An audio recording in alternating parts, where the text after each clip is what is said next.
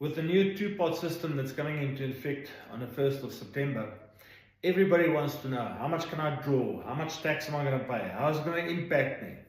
So let's do a calculation and see how this two-pot disaster is going to influence you. In order to do calculations, we have to work on certain assumptions. And we cannot work on the same assumptions for everybody because it differs from person to person based on their age, their income, their tax rate, etc., etc. So I've used one example that I'm going to do this calculation on, and here is the assumptions.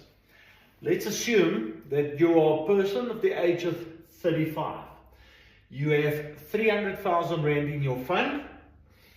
10% of 300,000 Rand on the 1st of September 2024 is the 30,000 Rand maximum that you can draw. You are a 20,000 to 30,000 Rand per month income earner with your current employer, and therefore you are on a 26% tax rate, which is your marginal tax rate, and that is the tax rate at which you will be taxed. Okay, so there's 30,000 Rand that you can withdraw, and you're going to pay 26% tax. That means that you will be paying 7,800 Rand in tax. And then there is a fee for withdrawal, so that's another 200 Rand. Because nothing comes for free in life, that means the total cost that you will be paying is 8,000 Rand. That means out of your 30,000 Rand, you will only put 22,000 Rand in your pocket. The rest is lost to tax and fees. So let's take this calculation a little bit further. So you are a 20,000 Rand per month income earner.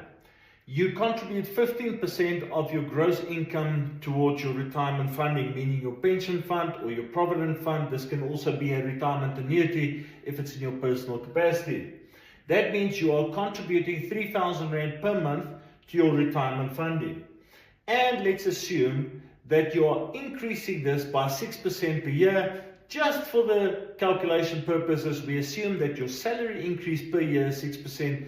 That means that your contribution increase is 6% because it keeps up with your salary increase. And then the growth that you're going to earn is 9%. You know, I like to work on 9%. So the growth is going to be 9% increase. After 20 years of contributing, now remember you were 35 when you drew the first 30,000 Rand on the 1st of September 2024. So this is 20 years later, and you have been contributing your 3,000 Rand. Your total fund value, if it increased the contributions by 6% and the growth was 9%, your total fund value at the end of 20 years would be 3,015,100 Rand. But if you keep on drawing the 1/3 every year for whatever reason and you keep on paying the tax, then the fund value after 20 years is only worth 2,010,066 Rand. So you've lost out on R1,000,000. Okay, that's now for your retirement when you need it. But we have to remember the 270,000 Rand that was left after you drew your 30,000 Rand in 2024. That 270,000 Rand also grows, and assuming it also grows at 9%, we will be left with 1,513,200 Rand in 20 years' time. So your total retirement amount that you will have in 20 years' time is 2,010,000 Rand plus 1,513,000 Rand, and that gives you a total fund value of 3,523,266 Rand. And this is what you have left 20 years from now, after all your contributions and because you withdrew every year, to retire with. And that looks fine, eh? That looks good. Trust me, it's not, and I'll show you why now. If you have, however, refrained from drawing the 30,000 Rand in September 2024, and you have also not made any withdrawals from now until 20 years from now, because that's the scenario that we're working on, then this is what's going to happen. You will end up as the person who has not withdrawn with 4,696,400 Rand of capital that you can now retire with. While your compatriot, the person that has made the 30,000 Rand withdrawal, as well as the yearly withdrawals, as much as they could every time they could, they are going to sit with 3,523,266 Rand. So as you can see, there's a difference of almost 1.2 million Rand. And here's the kicker.